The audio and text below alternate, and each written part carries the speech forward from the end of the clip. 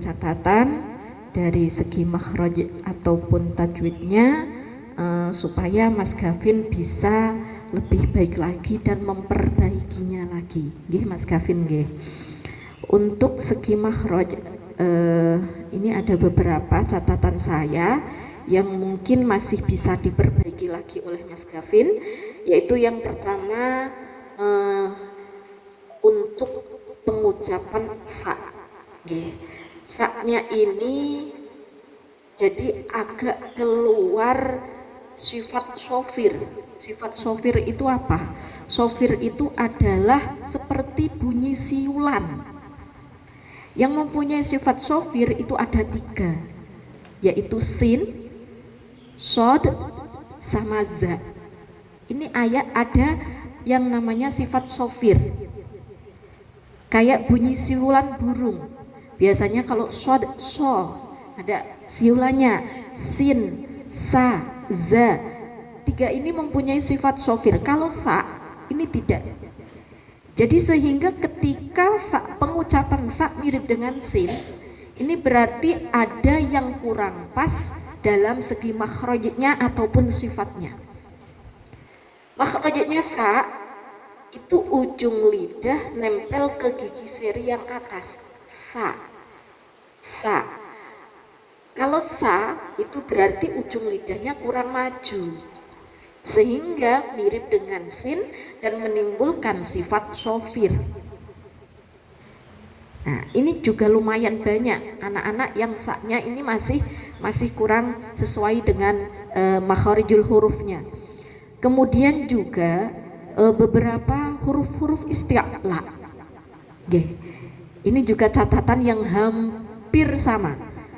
Huruf-huruf isti'la ini banyak yang masih kurang hati-hati, terutama yang berharokat sukun ataupun kasroh. Ini hampir semua. Tadi saya perhatikan huruf isti'la ketika kasroh ataupun sukun belum ada isti'lanya. Jangan sampai menimbulkan sifat yang berlawanan, yaitu istifal. Kalau isti'la naik, istifal turun. Lah yang huruf-huruf istifal itu ya selain isti'la, karena ini sifat berlawanan. Isti'la itu hurufnya ada 7, khusodol tiltil.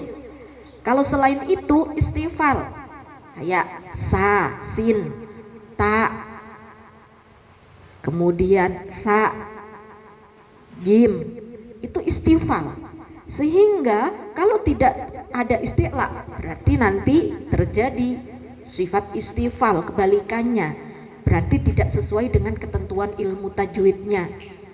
Kayak misalkan si, bacanya si, itu jadi istifal, harusnya isti'la, si.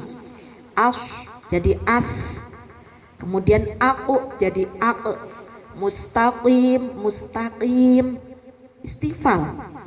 Jadi itu sifat yang berlawanan. Ini juga hampir banyak sekali catatan-catatan dari kemarin-kemarin yang isti'lanya, terutama ketika berharokat sukun atau berharokat kasroh yang masih kurang hati-hati. Kemudian juga beberapa sifat hamas tadi di Mas Gavin ketika mengucapkan kaf atau ta, terutama yang berharokat sukun. Jadi ini ada kurang hamesnya. Hames itu apa? Mengalirnya nafas. Ak, kaki, kubak, tadi, tubat, niku. Terus kemudian ada tadi yang sudah disinggung, yaitu dari makharijul hurufnya dha ataupun zal. Makharijul hurufnya dha itu adalah ujung lidah menempel dengan gigi seri yang atas, sama dengan sa, zal, lo. Itu makharijul hurufnya sama, makhrajnya sama. Yang membedakan adalah sifatnya. Kalau dha itu mempunyai sifat isti'la, mempunyai sifat ismat. Ismat itu tertahan, berat pengucapannya. Kemudian ada sifat jahar. Jahar itu berlawanan dengan hames. Kemudian ada rokhowah. Rokhowah itu mengalirnya suara. Zo. Tadi pengucapannya banyak yang do.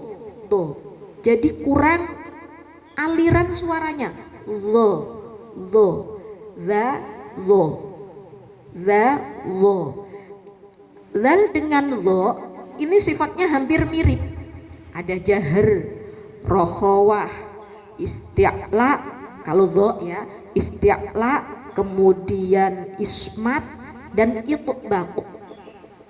Kalau zal itu yang membedakan dua, di isti'la sama itbaqnya. Kalau isti'la itu kebalikannya istifal, zal mempunyai sifat istifal, turun, za. Dan zal tidak punya itbaq, punya lawannya yaitu infitah. Itbaq itu apa? Lidahnya ngumpul ke langit-langit, jadi tidak ada celah. Zo.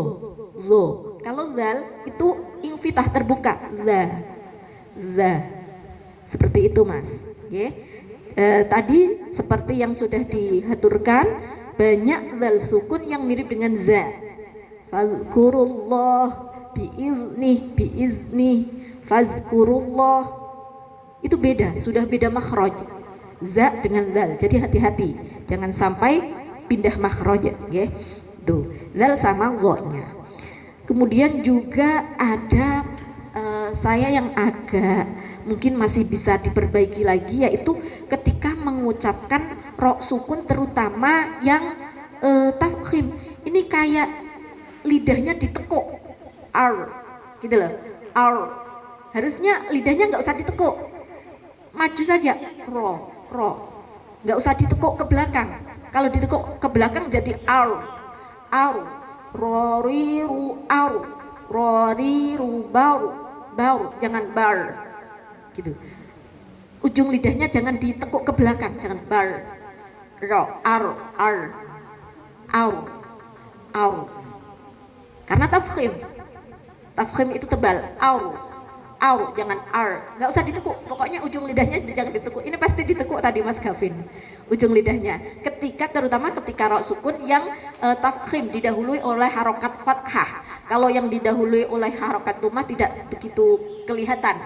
Ini terutama yang ro sukun didahului harokat fathah, jangan sampai lidahnya ujungnya jangan ditekuk pokoknya. Okay.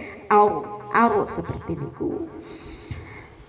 Kemudian untuk segi tajwidnya tadi sudah disinggung, arid lis sukunnya yang masih ada yang kurang panjang, kemudian juga ada ikhfa'nya.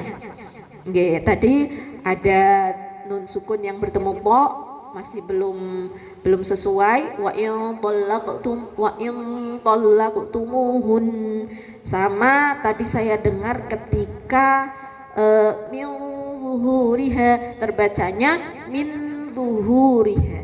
Jadi ini terbalik.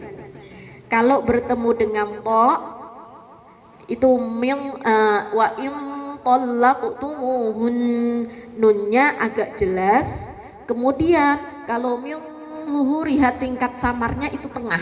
Min zuhuriha tidak tingkat samarnya yang dekat seperti to, itu tidak. Kalau bertemu dengan zo di tengah-tengah. Min zuhuriha kita siap ke makharijul hurufnya zo. Karena zo dengan to makhrajnya beda. To, ta, dal itu sama makhrajnya. Jadi ketika ikhfa bertemu dengan nun sukun atau tanwin bertemu dengan to, ta, dal, itu kadar samar nun sukunnya itu dekat. Jadi seperti membacanya nunnya jelas. In talaqtumuhun andada. Kalau bertemu dengan zo, zal, sa itu di tengah-tengah. Jadi jangan min zuhuriha tapi min zuhuriha, karena kalau min zuhuriha itu nanti jadi merubah makhrajnya zo. Oke. Min zuhuriha, min zuhuriha. Kita siap ke makharijul hurufnya zo. Seperti ini kok nggih Mas. Nggih, itu catatan-catatan dari saya. Semoga Mas Gavin setelah keluar dari SDIT Samawi mau meneruskan di mana Mas? Pondok mana? Wonosari. Nggih, alhamdulillah. Semoga nanti bisa memperbaiki linknya lagi dan bisa lebih baik lagi bacaannya ya Mas ya. Terus diterus yang sudah dihafalkan dari juz 30 kemarin sudah marhalah, juz 1 sekarang juz 2, dan semoga bisa meneruskan sampai khatam. Nggih Mas Gavin. Nggih, semangat ya Mas Gavin, dan untuk teman-temannya semoga setelah dari SDIT Samawi ini menjadi generasi-generasi Qur'ani yang benar-benar hamilul Qur'an, yang benar-benar Qur'an yang bisa membawa barokah kepada kita, kepada diri sendiri, kepada keluarga, juga kepada lingkungan. Oke, selamat untuk kalian semua.